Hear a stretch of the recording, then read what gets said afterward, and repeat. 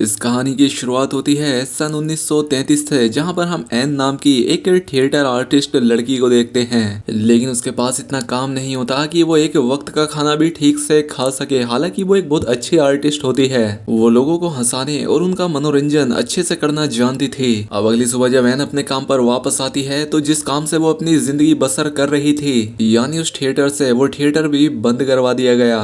वो ये सुनकर बहुत दुखी हुई। इसके बाद हमें एक फ्लॉप डायरेक्टर मिस्टर कार्ल को दिखाया गया। ये एक बहुत ही मतलबी और लालची किस्म का इंसान था। पिछली कई सारी फिल्में इसकी फ्लॉप हो रही थी और यहाँ पर ये अपने प्रोड्यूसर्स को एक नई पिक्चर का आइडिया दे रहा था।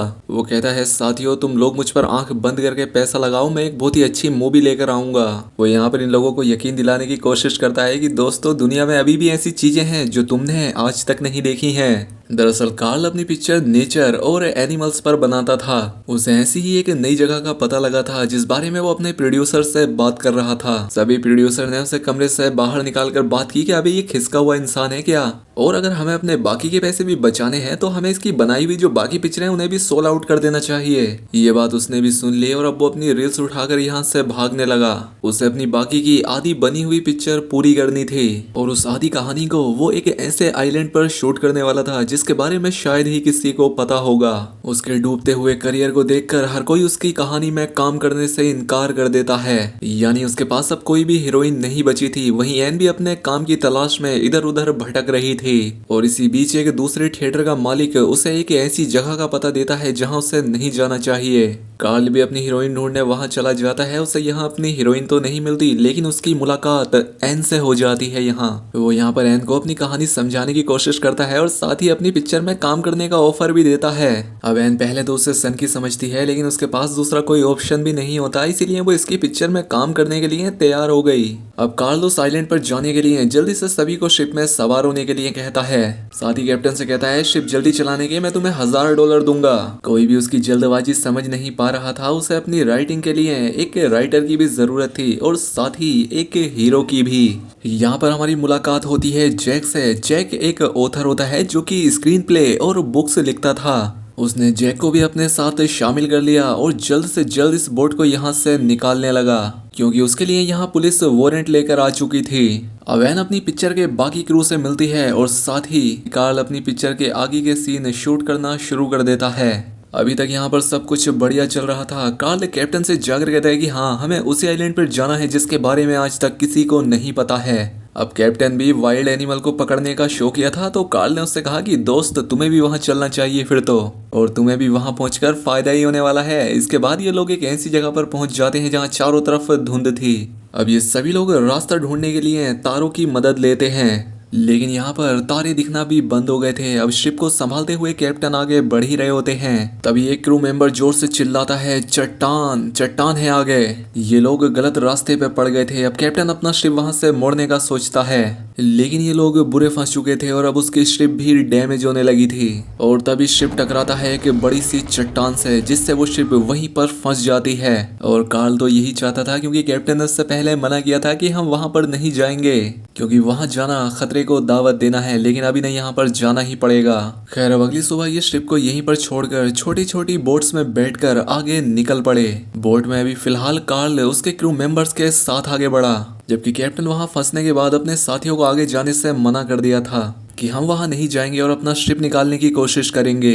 लेकिन ये बात कार्ल ने उसकी इग्नोर की थी और वो अपने क्रू मेंबर्स को लेकर आगे बढ़ गया था। वहीं कैप्टन और उसके साथियों को कुछ ऐसा मालूम पड़ता है कि इस आइलैंड पर कोई ऐसी खतरनाक आफत है जो कि अगर एक बार कोई भी इंसान वहां पहुंच जाए तो उसे वापस नहीं आने देती।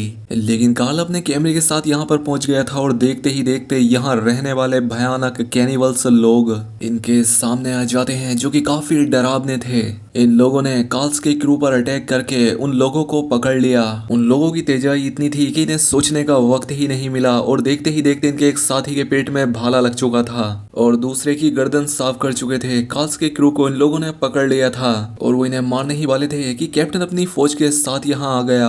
वो यहाँ आकर फायरिंग कर देता है, जिससे ये कबीले वाले डर के यहाँ से भाग गए। खैर, अब ये सभी लोग अपनी जान बचाकर वापस शिप पर पहुंच जाते हैं, लेकिन अब इनके क्रू से एक आदमी गायब था। दरअसल उन कबीले वालों ने एन को उठा लिया था। क्योंकि ये कबीले वाले किसी बलि प्रथा को मानते थे और ये इस आइलैंड पर अपनी रक्षा करने वाले कोंग को एन की बलि देने वाले थे। वो उसे कोंग का निवाला बनाने के लिए पूरी तरह से तैयार कर देते हैं और कुछ ही देर में शिप पर रहने वाले लोगों को भी ये पता लग गया था कि एन यहाँ से गायब है, इसलिए आइलैंड पर वापस जाते हैं उसे लाने के लिए। लेकिन अब काफी देर हो चुकी थी और यहाँ पर मोटे भयानक धुएं के पीछे से एंट्री होती है कोंग की। वो एन को अपने साथ पकड़कर यहाँ से ले गया। जैक के कहने पर सभी लोग एन को ढूंढने के लिए यहाँ से निकल पड़े। अब कुछ देर थक कर ये एक जगह पर आराम करते हैं, लेकिन कार्ल अपने कैमरे के साथ ही था। उसे जहाँ भी अच्छा व्यू मिलता वो उसे शूट करने लगता। अब ये लोग कुछ ही दूर आगे जाने पर कार्ल अपनी कहानी के हीरो बक्सर से कहता है कि तुम आगे जाओ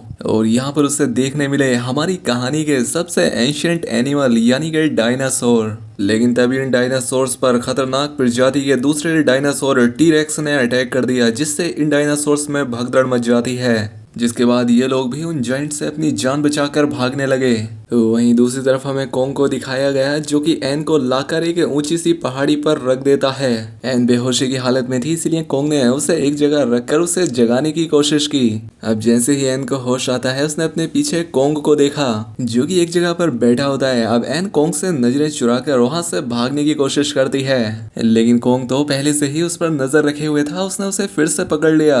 एन भी उसकी बात समझ गई कि लगता है ये मुझसे प्यार करने लगा है, क्योंकि अगर इसे मुझे मारना होता तो कब का मार चुका होता। लेकिन ये शायद इतना भी बुरा नहीं है और हो सकता है शायद मैं इसका मन बहलाऊं तो ये मुझे छोड़ दे। और यहाँ पर वो उसे अपनी थिएटर स्किल्स दिखाने लगी। ये सारी चीजें देखकर तो कोंग को मजा आ गया। वो बहुत हंसने लगा और इसके इस सारी चीजों का मजा भी ले रहा था। अब कोंग तो भैया मानो बिना टिकट का ड्रामा देखकर बहुत ज्यादा खुश हो गया।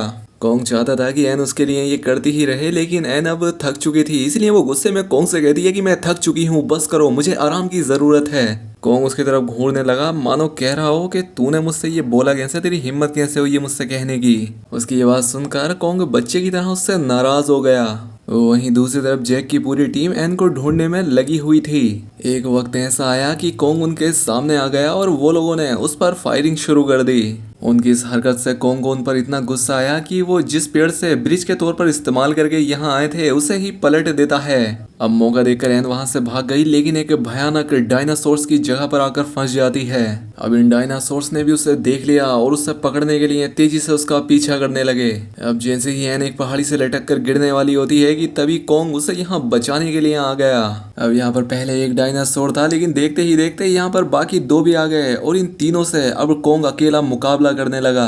और ये इस कहानी का सबसे बढ़िया सीन था जहाँ पर कोंग ने अकेले ही इन सबको धो डाला। लेकिन इसी बीच ये लोग एक गहरी खाई में गिर गए। अब एक टहनी पर लटक कर एन बच तो जाती है और उसके सामने होते हैं वही खतरनाक डायनासोर लटके हुए। अब कोंग एक एक करके इन सबको फिर से मारने लगा, लेकिन ये डायनासोर इतने हरामी थे कि इन्हें एन हर हाल में चाहिए थी। और वो जैसे ही एन को खाने के लिए लपके तभी वो एक झटके के साथ नीचे गिर गए। और इसके बाद हम फिर से एक खुले मैदान में डायनासोर और कोंग की फाइट देखते हैं। अब एन किंग कोंग के साथ थी, जिससे कोंग को भी कॉन्फिडेंस आ गया था। उसने जोश में आकर इस डायनासोर को बुरी तरह से लपेट लिया। कोंग अपनी पूरी ताकत से इस डायनासोर को उठक पटक करके बाद में इसका मुंह फाड़ देता है और इस तरह से कोंग इस बड़े डायनासोर का खात्मा करता है। एन ने सोचा कि ये कोंग मुझे छोड़कर जा भी सकता था, लेकिन फिर भी इसने मुझे बचाया। ये मुझसे प्यार करता है और साथ ही उसने देखा कि वो कोंग उससे गुस्सा भी था। दूसरी तरफ जैक और उसके साथी जो कि अभी जिंदा थे, मरे नहीं थे, अभी यहाँ से बचकर निकल ही रहे होते हैं कि तभी कुछ अननोन से खतरनाक क्रीचर्स इन पर अटैक कर देते हैं। यहाँ पर अजीब से क्रीचर बड़े बड़े मच्छर थे जो इन पर हमला कर दिए। यहाँ पर इन सभी अजीब से क्रीचर्स ने इनकी हालत खराब कर दी। अब यहाँ पर जिमी नाम का लड़का, जिससे गन चलानी नहीं आती थी, वो फिर भी गन निकालता है और जैक को बचाने की कोशिश करता है, क्योंकि आखिर में वो यहाँ पर सिर्फ दो ही बचे थे। यहाँ पर पानी में रहने वाले क्रीचर्स बाकी लोगों को निगल गए थे, लेकिन पीछे जो कैप्टन और उसके क्रू के लोग थे वो इनकी मदद करने के लिए यहाँ पहुँच जाते हैं। कैप्टन इस वक्त भी जैक और बाकी के लोगों को वार्न करते हैं कि अभी भी यहाँ से निकल चलो, एन अब जिंदा नहीं बची होगी। जैक उनकी बात नहीं मानता और वहाँ से दूसरी तरफ जाने लगा। कार्ल कैप्टन को बताता है कि एन अभी तक नहीं मरी है, वो अभी भी जिंदा है। दूसरी तरफ कोंग एन को एक पहाड़ी की बहुत ऊंची चोटी पर ले आया था। यहाँ से वो सनसेट का एक खूबसूरत नजारा देख रहे थे। लेकिन एन काफी थक चुकी थी, इसीलिए वो कोंग के हाथ पर ही सो गई। जैक एन को ढूंढने का अपना रास्ता खोज ही निकालता है और वो चट्टानों को पार करता हुआ एन के पास पहुंच जाता है। वो उसे जगाते हुए कहता है कि चलो हमें यहाँ से चलना है।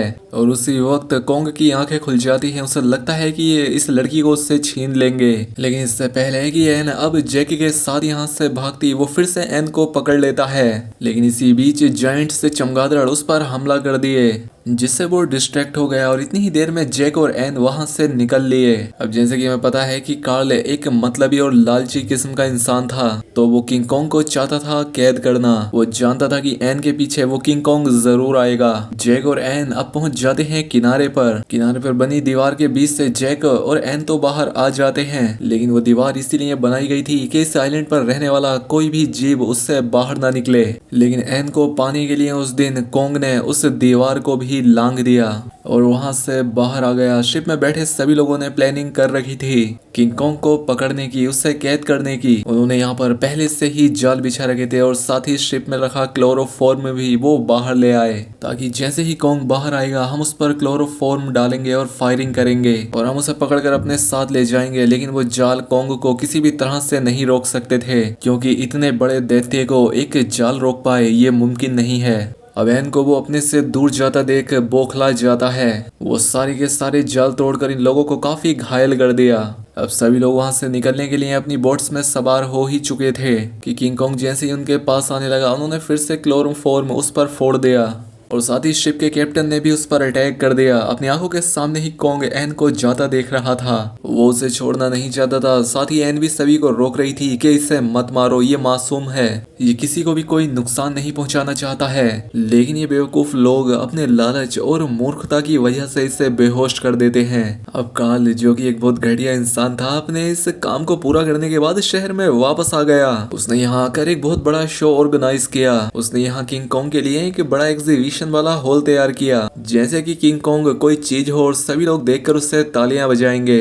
वो शहर के सबसे बड़े थिएटर को बुक करता है और इस बात का पता लगने के बाद कि शहर में एक बहुत बड़ा क्रीचर लाया गया है, सभी लोग उसे देखने के लिए कार्ल की सभी टिकट्स खरीद लेते हैं। यहाँ पर वही प्रोड्यूसर कार्ल के शो में पहुंचे जो उसे पागल कहते थे। अब जैक एन से प्यार करता था, इसलिए उसने उसके लिए एक फनी किताब लिखी थी, क्योंकि एन फनी शो किया करती थी। जैक उस कॉन्ग वाले शो में नहीं गया था। खैर वहां पर कार्ल ने एक बड़ी स्पीच देकर शो स्टार्ट किया। वो किंग कॉन्ग अभी भी बेहोशी की हालत में ही यहाँ पर बैठा था।